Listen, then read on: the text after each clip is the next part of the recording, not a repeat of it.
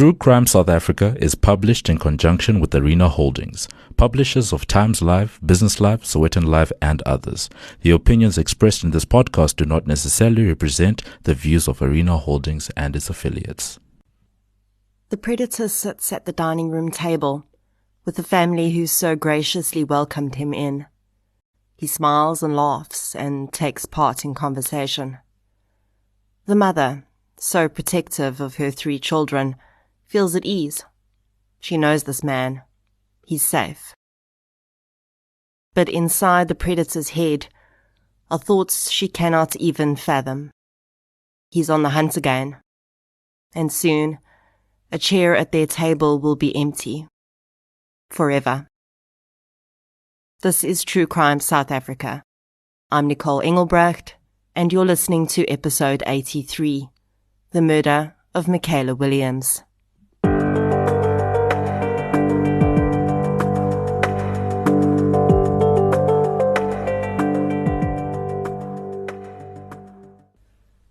This episode is sponsored by Dial-A-Bed.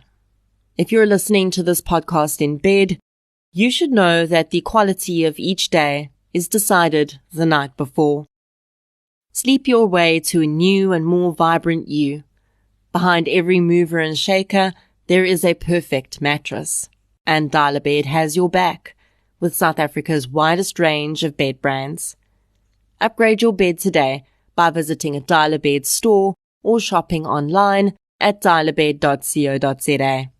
A huge thank you to Dial-A-Bed for supporting True Crime South Africa. Before we get into today's episode, I'd like to thank our new Patreon supporters for the week. A huge thank you goes out to Washila Adams, Amy Quigley, Chaunt Sten, Benita Labuskakni, Gail, Leah, Sean Parks, and Zenebia Menezes. Thank you so much for your support, everyone. It really does make a huge difference.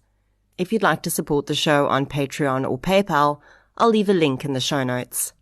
In addition to the shout-out and monthly exclusive episodes that Patreons get, I also now upload an ad-free version of every week's episode to Patreon. So if you prefer not to hear the ads, head over to Patreon and sign up for a minimum monthly contribution of just $1, which at the moment is about 16 Rand. It's a pretty good deal.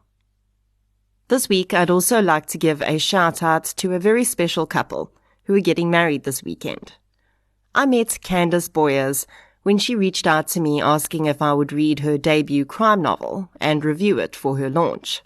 I agreed, because who doesn't like reading new crime books? And I was really blown away by both Candy's writing style and the story she'd crafted in her book, Voice of the Youth. Here's the review that I wrote after reading Candy's book. For me, a great piece of fiction sucks me into a world of the author's creation and won't let go until I'm fully immersed in the main character's every word and action. Candace Boyer's debut novel, Voice of the Youth, does exactly that. Rich descriptions of characters, settings, and events mesh together perfectly with a beautifully executed plot that holds something for everyone. Crime fiction fans will appreciate the fast-paced, gritty, organized crime elements, and the story really brings across how easily good intentions can go very wrong. Candace also runs the platform Chosen Narrative, which spreads awareness around criminal justice, social systems, and life behind bars. You can follow Chosen Narrative on Instagram or go to their website, and you can order your copy of Voice of the Youth from Takealot or Amazon. Candy and Ollie, I hope your wedding day is everything you've dreamed of. And here's to many years of happiness and love together. Today's episode focuses on a child murder, so please take that into account when listening. It's a case that made me angry at many points while I was researching it, because it could really have been avoided. There are many cases recently which have brought our parole system into sharp focus. But somehow it seems even more difficult to handle when the person on the receiving end of the injustice is a child. My research for today's episode came from several media articles and a 2-parter episode of the television series op see se spoor. So let's get into episode 83, The Murder of Michaela Williams. The following episode may contain sensitive material, including descriptions of violence, sexual assault, or graphic descriptions of injuries to victims. If you feel you may be triggered by such material, please consider this before accessing our content. To access trauma counseling or services, please see the helpline information on our show notes. Michaela Williams was born on the 17th of August 2007 to her mom Beatrice Adams. Her brother was 8 years old when Michaela was born, and Beatrice says that although when Michaela got a bit older they fought like cat and dog at times, the siblings also loved each other deeply, and Michaela's brother was fiercely protective of his little sister. Michaela was an outgoing girl, and her mom says that her greatest dream was to one day be on television. She dreamed of following any occupation that would put her in the spotlight, and regularly pivoted between wanting to be a model, a dancer, and an actress. Her mother says that she was a child that connected very easily with others, and she crawled into the hearts of other people very easily too. Beatrice says that she had an open relationship with Michaela, and they would talk about everything that was happening in the young girl's life. Michaela was very popular at school and would regularly be invited to friends' houses for parties and playdates. One of her friends was the child of a woman who would play an enormous role in this case, although at the time, that friend's mom, Candice van der Reede, the director of the Western Cape Missing Persons Unit, could never have dreamed that her work and personal lives would collide in such a horrific fashion. In late 2019, Michaela's grandfather had introduced his new friend to the family. Stephen Fortune was in his 40s, and Beatrice's father told her that Fortune had just started working with him, and he was lucky to have got the job because he'd recently been released from prison after serving time for a theft charge. Beatrice's father and Fortune had soon become fast friends, and the man often stopped by at their home in Pelican Park and shared lunch or dinner with the family before heading home to his mother's house where he was living. As a result, Beatrice's children, with her brood having grown to 3 in 2019 when she gave birth to a little girl, were very familiar with Stephen Fortune and knew and respected him as their grandfather's work friend. The 7th of January 2020 was like any other ordinary evening in Michaela Williams's home. School had not yet started for the year, so 12-year-old Michaela had been out with friends during the day, but she knew well enough to be home by dinner time, and she was. When she walked into the house, her mother says she immediately got excited when she smelled the aromas coming from the kitchen. For a month, Michaela had been begging her mom to make her favorite meal, fatcook and curry mince. That night, Beatrice had decided to surprise the girl with that very dinner. As soon as Michaela walked in the door, she went straight into the kitchen and begged her mother for a taste of the fatcook. Beatrice eventually gave in and let her daughter eat one of the freshly made fried cakes as soon as it had cooled. Then she called her son and his girlfriend to eat and dished up for all three. While they ate, Beatrice ran a bath for herself, as was her ordinary routine. She recalls hearing her children chattering away at the dinner table from the bathroom. Then there was silence. Ordinarily, Michaela would eat her dinner while her mother bathed, and then it was her turn to take a bath. But when Beatrice went into the kitchen, she found it empty. She knew that her older son would have walked his girlfriend home, but there was no reason for her daughter not to be there. The mother walked outside and checked up and down the street, thinking perhaps Michaela had just gone outside to speak with someone, but the girl was nowhere to be found. It stays light in the Western Cape at that time of the year until at least 8:30 or 9 p.m. Beatrice would not wait that long to start looking for her daughter, though. She immediately felt something was wrong and started to call Michaela's friends and popped into their houses to see if she could find her. Then, with nowhere else to look, and on the verge of losing herself to panic, Beatrice called the police. The organisation called the Western Cape Missing Persons Unit is a non-profit that works with the community and the SAPS to assist in missing persons investigations in the Western Cape. The organisation was founded by Candice van der Reede in 2017 after the murder of 3-year-old Courtney Peters. They have volunteer members throughout the Western Cape, and on the evening of the 7th of January 2020, Candice was alerted to Michaela's disappearance. A search for the girl was started immediately, but by the time darkness fell over Pelican Park, Michaela had still not been found. Early the next day, several organisations, including Candice's, had already created flyers and were working to help find Michaela. In Candice's experience with missing children, especially in close-knit communities, she knew that other children were often the key, and she recommended to her members in Pelican Park that they identify Michaela's friends and speak with them. On Wednesday, a lead came in. A child told Beatrice Adams that she'd seen Michaela walking with a man the evening before around 5:30 p.m. Beatrice had been bathing around that time, so the timeline fit. The child also knew the identity of the man. It was Stephen Fortune.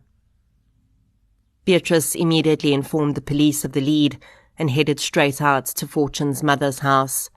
He wasn't there, and his mother had no idea where he was. She said she hadn't seen Michaela either. With the name of a possible suspect, the police ran the man's name through their database, and what came back turned the search for Michaela into a search for Stephen Fortune. Contrary to the story Fortune had told Beatrice's father, the man had not been in prison for theft. His crime had been far worse, and if Michaela's family had known the truth, they never would have allowed him around their children. Stephen Fortune was a convicted child rapist and attempted murderer. It was suddenly very clear to all that Michaela was in significant danger, and they needed to find Fortune right away.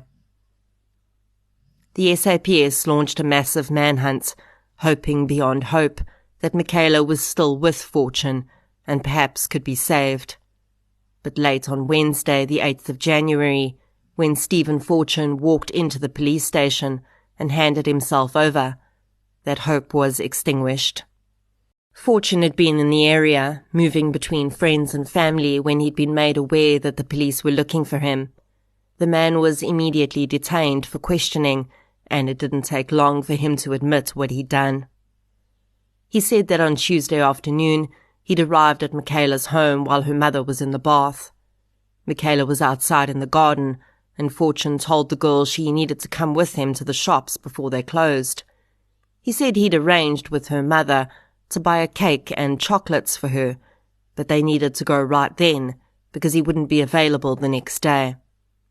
He told officers that Michaela had wanted to go inside to check with her mother, but he'd managed to convince her it wasn't necessary, and because she respected him as an adult and a friend of her grandfather's, she'd done what he'd asked her to do. He and Michaela had walked in the direction of the shops in the main road, but when he had continued walking past them, Michaela had become concerned and told him she wanted to go home. They were nearing an area called Skarpkraal, where there was an open, abandoned plot of land, and as Michaela began to walk back in the opposite direction, he grabbed her, covered her mouth, and pulled her into that area. There, off the road, sheltered by bush and large trees, Fortune had strangled Michaela until she became unconscious. Please note that the following details are very difficult to listen to. Once Michaela was unconscious, Fortune said that he'd started to rape her. The girl had regained consciousness while he was raping her and started to fight back. She'd punched him in the face, and his nose started to bleed. He then strangled her until she once again lost consciousness, stripped her of her clothing, and tied her hands behind her back with her t-shirt before raping her again. Michaela had once again regained consciousness and started to scream. Fortune wrapped the skirt she'd been wearing around her neck and strangled her before picking up 2 large concrete blocks that lay nearby and dropping them onto the girl's head. He covered Michaela's body with branches and rubble and fled the scene. In the early hours of Thursday morning, Beatrice Adams saw a line of police cars pull up outside her house. Within minutes, she was informed that all hope was gone. Fortune had taken police to Michaela's body. Her daughter was dead. As the news began to spread, in a home 17 kilometers away from Beatrice Adams, another mother was infuriated, and she was transported back in time to the 26th of February 2005, when she almost became the mother of a murdered child. The identity of Fortune's first victim and her mother are kept confidential to protect the victim's identity. In the media coverage after Michaela's death, some irresponsible sources did reveal the mother's identity, despite a court order not to do so, but I will definitely not be naming her. Her and her daughter have been through more than enough, and I will not be adding to their trauma. The mother says that when she heard Fortune had been implicated in the murder of Michaela, a deep sense of anger had welled up inside her, because although it was 15 years after her family's own horrific experience with that man, she could close her eyes and summon up the feelings as though it had happened just the day before. That woman had been living in Mitchell's Plain with her daughter, who was 8 years old in 2005. Stephen Fortune had been a family friend, and he'd done odd jobs for the mother at her fruit and veg stall and another small shop she owned. She trusted Fortune and often gave him large sums of money to purchase stock for her shops. He'd never given her a single reason to doubt him. The man often ate meals with her family, and on the 26th of February 2005, he'd had lunch with her, her daughter, and other children. During the lunch, the mother received a phone call from a friend asking if she and the children would like to go to Ratanga Junction that evening. The day had been incredibly hot, and the woman thought it would be a nice reprieve to enjoy some of the swimming pools and water rides the park had. She agreed and told her children to start washing and getting dressed. Fortune left. While everyone was getting ready, the woman's 8-year-old daughter, who I will refer to as Lisa, told her mother that she wanted to go to the shop to buy ice lollies. Initially, Lisa's mother told her she couldn't go because they were getting ready to go out. But Lisa persisted, and since the mom still needed to get her younger child ready, she eventually relented and told the girl to make it a quick trip. One of the things that makes Michaela Williams's story so different from other similar cases is that through Lisa, the surviving victim, we are able to get a clear picture of exactly what happened to Michaela too, because the details surrounding Lisa's experience were so horrifically similar to Michaela's. Lisa would later say that while she was purchasing the ice lollies at the local shop, Stephen Fortune had approached her. He told the child that her mother had sent him to find her and that she needed to come with him to fetch some money from someone nearby. The girl initially said to Fortune she wanted to first go home and drop the ice lollies off, but he insisted that her mother had said she must go directly with him and he could take her home afterwards. Lisa relented and went with Fortune. The man lifted Lisa up onto his shoulders, presumably so that they could walk faster and he could control the girl's movements.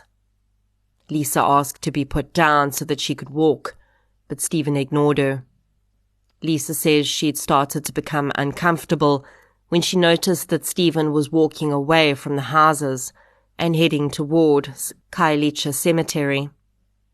She began to struggle, and Stephen pulled her from his shoulders and restrained her, covering her mouth with his hand. Again, the following details are very difficult to listen to.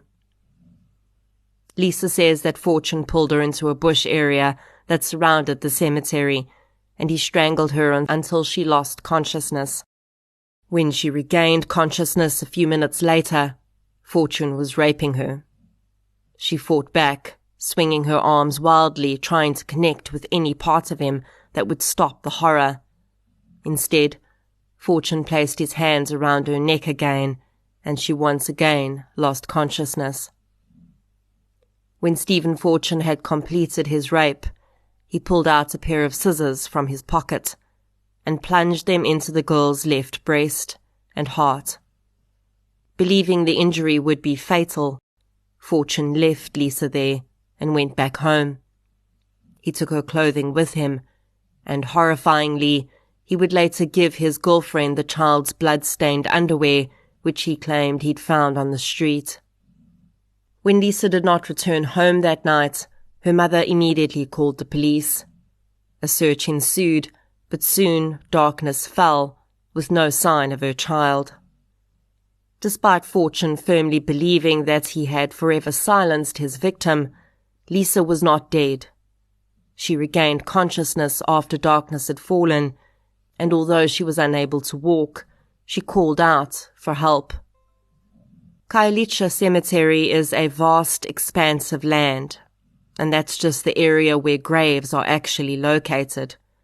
Local officials eventually stopped using the land for burials because they realized it had an extremely high water table, and every time it rained heavily, many graves were disturbed by the rising water level. The bushland surrounding it is even bigger and very dense. There are no streetlights surrounding the area, and once darkness has fallen, seeing your own hand in front of your face is difficult. It was in this thick black curtain that 8-year-old Lisa found herself, unable to walk, occasionally able to shout out for help, completely alone. Eventually, the wind blew in just the right direction, and a woman living in a nearby informal structure heard the child's cries. At 11:15 that night, as Lisa's mother was sick with worry, the SAPS advised her they'd received a call informing them of a report of a child calling for help from somewhere in or around the cemetery.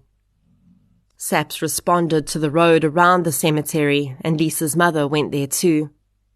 The woman called out, hoping to hear her child, but the only response was the occasional rustle of leaves as a breeze blew through the trees and bushes. Lisa was slipping in and out of consciousness as she lost blood from her wound, and her heart struggled to keep up blood supply to her tiny body around the injury it had incurred. Eventually, police realized that finding the girl that night was going to be impossible. The area was simply too vast and too dark, and they would have to wait until first light to search for Lisa. They were also concerned that if the person who'd taken Lisa was still in the area and he saw them looking for her, he may return under the cover of darkness. Their concerns were not unfounded. Lisa would later say that at one point she'd heard Fortune returning. The child instinctively knew that he was coming to ensure she was dead, and she closed her eyes, tried to still her breathing, and lay completely motionless as the man loomed over her. Eventually, he seemed satisfied that she was indeed dead, and left again. Lisa's mother had no choice but to return home without her child that night, and count down the hours until the sun broke through the darkness, and she could return to the cemetery. Lisa would remain out in the dark that entire night. She would later tell her mother that she hadn't been afraid, because the dead people had stayed with her and protected her. Her mother says the child described 3 people who died long before Lisa had been born. One, she described, sounded like a childhood friend of Lisa's mom, who died in an accident when they were at school. The girl's description of the other two people sounded like Lisa's great-grandfather and grandmother. Whatever these visions were that Lisa saw that night, whether it was a result of significant blood loss, a trauma response, or something else, the visions were comforting to her and kept her calm through what would be a complete nightmare for an adult, never mind an 8-year-old child. In the early hours of the morning, Lisa began to drag herself through the bush and cemetery.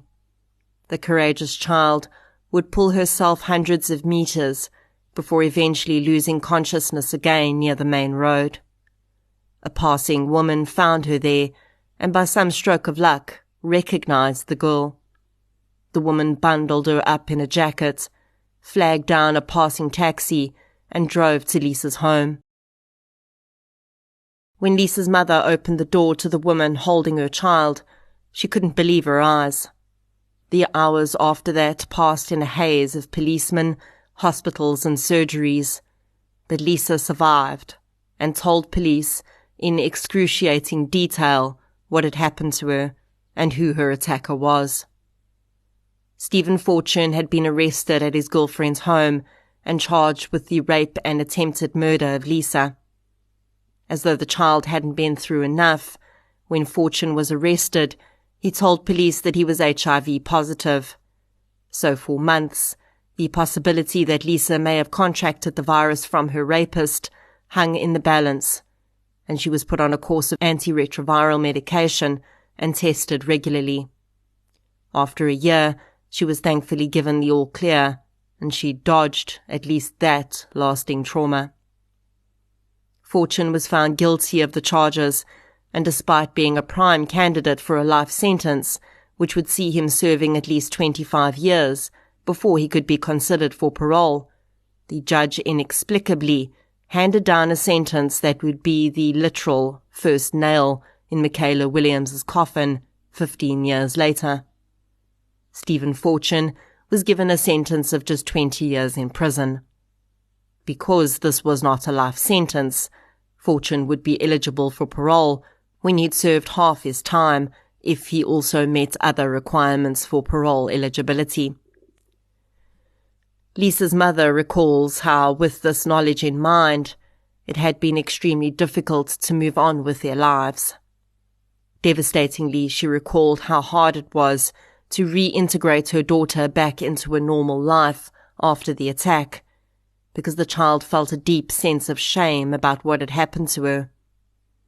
Despite her identity being protected, neighbors in the area who knew both her and Fortune knew who she was and what had happened to her. Her mother said that the children in the area would hear their parents talking about the case, and as a result, when it was time for Lisa to go back to school, everyone knew that she was a rape survivor. Although she held absolutely no blame for what had happened to her, it took Lisa a very long time to be able to come to terms with that and accept that she hadn't deserved what had happened to her. Her mother says that she had completely shut down from the outside world and only trusted family members. She could never sleep in the dark again. Lisa's mother was very aware, as it came up to the halfway mark in Fortune's sentence, that the man may be eligible for parole, so she proactively made contact with the detective who'd investigated her daughter's case to find out what the situation was. If Fortune was going to have a parole hearing, Lisa's mom wanted to be there to be a voice for her daughter. She couldn't even fathom having to tell her child that the man had been released. When Lisa's mother first contacted the detective, he told her that Fortune was still in prison and that the Department of Correctional Services had to provide her with an opportunity to speak on behalf of Lisa when the time came, so he was sure she would be alerted. When the detective said this, he really believed it. He did check on Fortune's status. He was still in prison at the time. And yes, DCS was bound to alert Lisa's mother should the man become eligible for parole. In 2017, though, just 12 years after her daughter had been brutally raped and almost murdered, a neighbor paid Lisa's mom a visit. The neighbor asked if she knew that Fortune was out on parole. She, of course, did not, and the horror of that knowledge would soon be overshadowed by the next piece of news the neighbor shared. Stephen Fortune had been living 5 houses away from Lisa and her mother for the past 2 months. When Fortune was released on parole without Lisa's mother's knowledge, he was allowed to move in with his brother, back into the very same neighborhood he'd offended in, and just meters away from his victim and her family. Is there any greater fear for a survivor of rape and attempted murder than the thought that their attacker might come back? The only thing that curbs that fear even slightly is the knowledge that firstly, the person is in prison, and secondly, if they're not in prison, that they are at least not allowed to live in the same area as the survivor. But suddenly, in the blink of an eye, Lisa, who'd just turned 20, was 8 years old again, shivering in a graveyard in the dark, terrified. The monster, just meters away. Lisa's mother was on the warpath. She phoned the detective, and the man was just as shocked and horrified as she was. He'd known nothing about Fortune's release. He was able to find out who Fortune's parole officer was and provided Lisa's mother with the details. He advised her to immediately report to the parole officer that Fortune was living in such close proximity to his victim. Lisa's mom did this 4 times. The parole officer claimed that they hadn't had an address or contact details for Lisa or her mom. The family had not moved since the attack had happened, so that information would have been easily accessible had they bothered to really look. The parole officer assured Lisa's mother that Fortune would immediately be ordered to move out of the area. But that was not enough. Lisa's mom wanted to know what they were doing to monitor this man. She was terrified that he could do this again to another child. Eventually, the parole officer assured the woman that they were just waiting for a GPS tracking bracelet to become available, and as soon as one did, they would ensure that Fortune was fitted with it. It took so long for Fortune to eventually leave the neighborhood that Lisa's mother felt she had no choice but to send her daughter to live elsewhere. She owned the house they lived in and couldn't afford to move, but if it meant her daughter would be safer and not have to worry about coming face to face with Fortune, she would make that sacrifice. Lisa, the victim, was forced to take action to protect herself when DCS failed to do even the minimum to protect her from Fortune.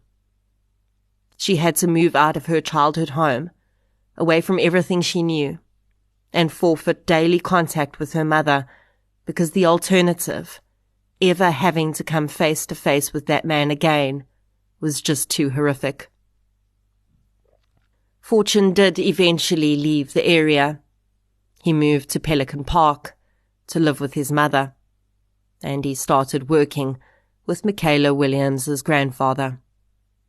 And the stage was set for the string of horrible failures to end in a 12-year-old's murder.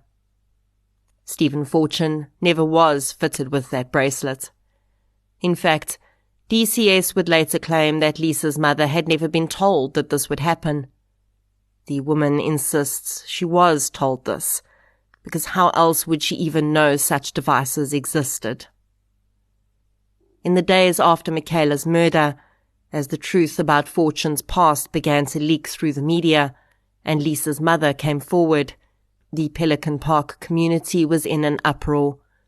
Every time Fortune appeared in court, large crowds formed outside to protest. You've got the world, you've got everything. We've got nothing. How could you release a man that raped before? Correctional service, are you doing your work? See how Stephen got up. He was convicted of a rape in 2005. He did 20 years. He got a 20-year sentence. But he was let out after 14 years. So my question to government is, why is a convicted rapist of an 8-year-old child being let out onto the streets? Why are we as a community being put through all this drama and this trauma of having these people actually walking the streets? Like I said, it's like an old wound that every time gets hurts, It doesn't heal. Every time the pain is coming back. And I'm asking myself, who's going to be his next victim? Who's he going to hurt? When is it going to stop? I hope this time put away for good and for life. That he won't get a chance to put his hands on another innocent child. When South Africa went into lockdown due to the pandemic, Beatrice Adams was terrified that her daughter's murderer would be given special treatment as a result. Fortune, though, seemed to understand he was far safer in jail than outside. The public was baying for his blood, and he did not apply for bail. Beatrice Adams felt deeply guilty for bringing a murderer into the lives of her children. She did not understand why someone who knew Fortune did not warn her that he shouldn't be around children. Why had the man's parole officer not visited Fortune's mother's home and checked to see if he was spending time around children? There were so many questions and simply no answers, as DCS remained silent. It makes me feel like I failed my child in every way, not being too cautious about who I allowed close to her or the rest of my family. A person whom I trusted, whom she looked up to as an uncle of hers. So, I don't know I just feel that I failed her. Michaela Williams was laid to rest in a service attended by hundreds of people. Her young school friends carried her coffin in and out of the church, and her mother sat, still stunned, cradling her youngest child in the front row of the church. The child Beatrice calls her Lot Lamiki had only known her older sister for just over a year before Michaela was ripped away. She would grow up, asking her mother when her sister would be coming home and where heaven was, so that she could go and visit her. Beatrice's older son stopped speaking after his sister's death. His pain was so intense, he could not find a way to express himself, so he didn't even try. Eventually, the young man would break his silence through song. He wrote a rap song about his sister and performed it for his mother. In December 2020, Stephen Fortune pled guilty to the charges against him. In his plea statements, he described in graphic and horrifying detail what he'd done to Michaela Williams. But the disturbing revelations did not end there. A psychiatrist testified that Fortune had admitted to them that while he'd been out on parole, he had raped 9 other children. Fortune claimed that he had not attempted to kill those children because they didn't know him, but it is unknown whether those cases were ever looked into. Fortune had not skipped a beat after being released on parole. He immediately began to reoffend. Judge Robert Henney demanded that the parole officer who'd been tasked with monitoring Fortune appear before him. The man claimed he'd acted immediately when Lisa's mother reported Fortune to him and made Fortune move, but when the offender had continued to go back to Lisa's neighborhood, he didn't do anything about it because he didn't have evidence that the man had done so. He denied ever telling Lisa's mother that he would tag Fortune. The man did eventually admit that if he'd followed protocol and rearrested Fortune, Michaela Williams would still be alive. He also admitted that by December 2019, he'd actually lost track of Fortune and didn't know if he was still in the Pelican Park area. Fortune's sentencing was set for February of 2021, but when the man arrived in the courtroom that day, Judge Henney informed him that he was being taken to a psychiatric facility for assessment. The judge wanted to classify Fortune as a dangerous offender, and the assessment was part of that process. The judge said that in his 30 years as an official of the court, he had never come across a person as monstrous as Fortune, and he planned to do everything in his power to ensure the man never walked the streets again. The dangerous offender categorization is not used very often in South African law, but it is essentially the only way to ensure that parole considerations do not automatically kick in, and that an offender's entire criminal history is taken into account when parole is considered. Ordinarily, even if a life sentence is handed down, an offender will become eligible for parole in 25 years, and a parole board, which presently consists of social workers and religious leaders, not criminal experts, review the parole consideration. Under normal circumstances, the parole board is not given access to an offender's entire criminal history. So regardless of whether they've been in prison once or 7 times for the same or different crimes, they're only adjudicated on their present sentence and present crime. With serial offenders, and especially sex offenders, this becomes extremely problematic, because the parole board not only does not have the training to understand the nature of serial offending, but they also don't have the information to draw on to understand that this person has been released before and has reoffended before.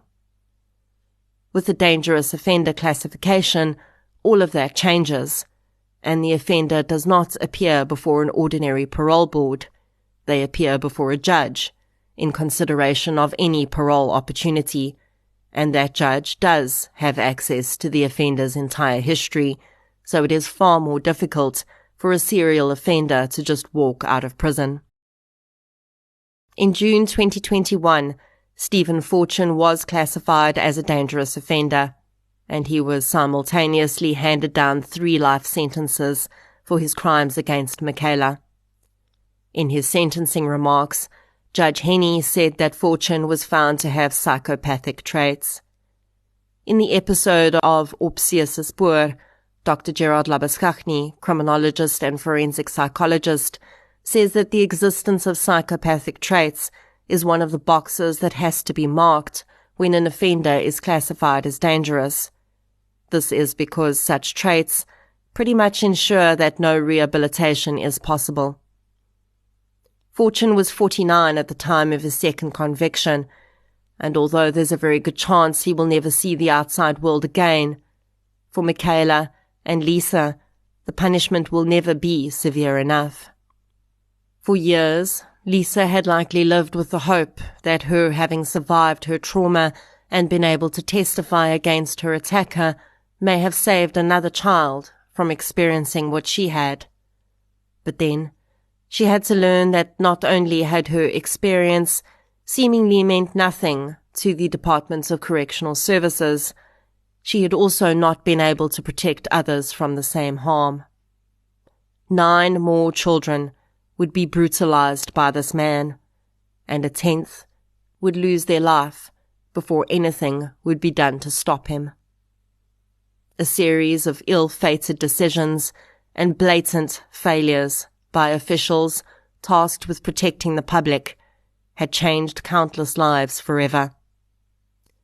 Dr. Gerard Labuskaghni says that in giving serial offenders like Fortune a second chance at life, the parole boards are also giving innocent victims a first chance at death.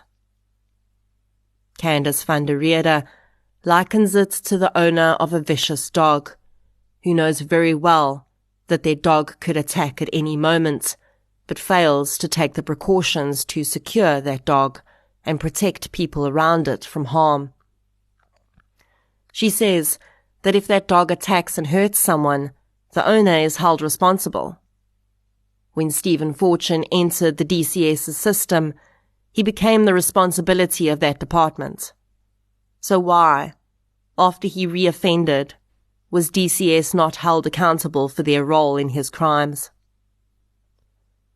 Almost exactly a month after Michaela Williams was kidnapped and murdered, another child was kidnapped and murdered in the Western Cape, also allegedly by an offender out on parole. I've briefly spoken about the murder of Tasneh van Wyk on the podcast in Spotlight minisodes before.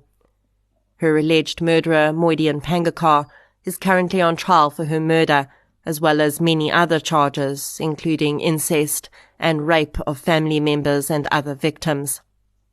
Pangakar was a career criminal who'd been in and out of prison at least 12 times, once for the culpable homicide of his own 2-year-old son, who he essentially abused and neglected to death after illegally removing the child from the mother's custody and then going on a drug binge.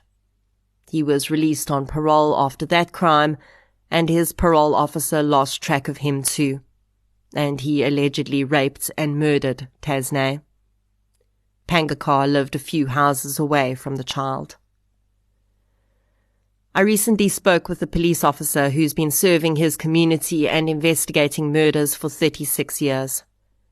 The man told me that from his very first murder case, he felt like the justice system and the parole system were working against him. He told me that he'd lost count of the number of times he'd arrested and worked to successfully convict a murderer, only to have that person be released on parole to reoffend and be back to square one, investigating and arresting the same person. Many feel that the only way to break this cycle is the death penalty, but there are many reasons that this is simply not going to happen in South Africa in the foreseeable future, whether or not you think it's a good idea. What is far more feasible is a complete restructuring of our parole system. There are many people, including Dr. Gerard Labuschagne, who are campaigning for the restructuring of the system. On Twitter, Labuschagne tweets every case in which a paroled offender reoffends, so if you'd like to help spread the word, you can follow him there.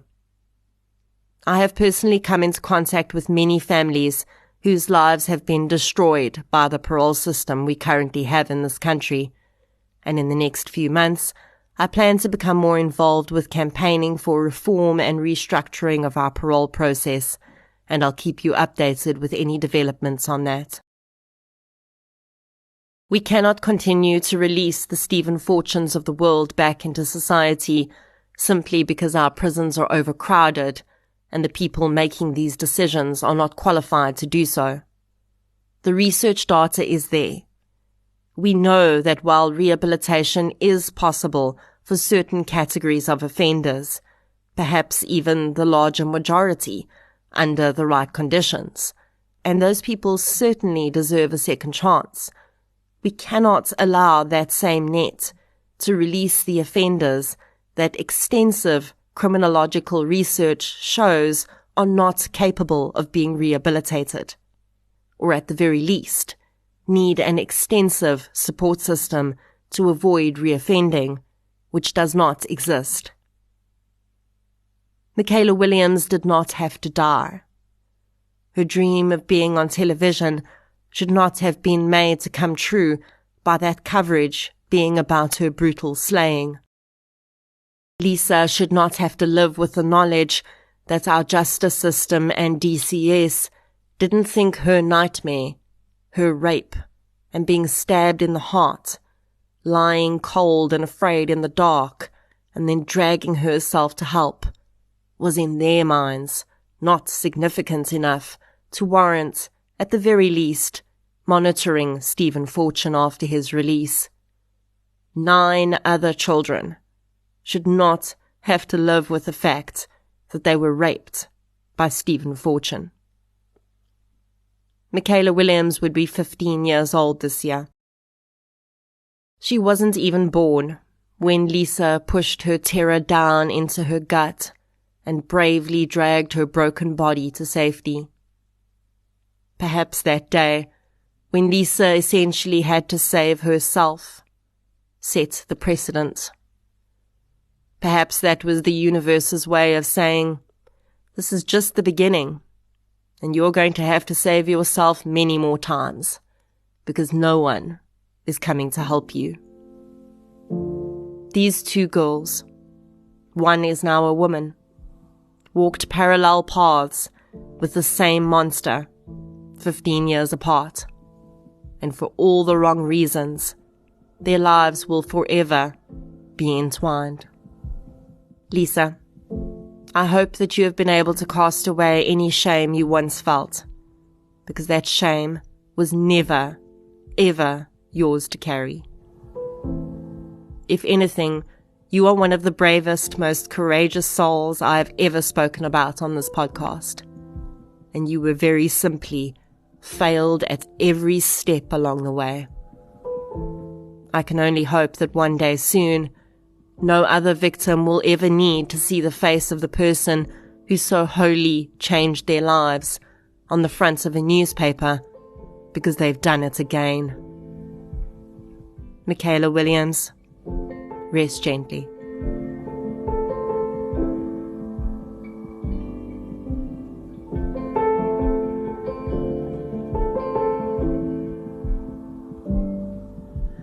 Thank you for listening to episode 83, The Murder of Michaela Williams. If you'd like to hear more victim-focused true crime content, please subscribe to True Crime South Africa on the platform you're using to listen right now.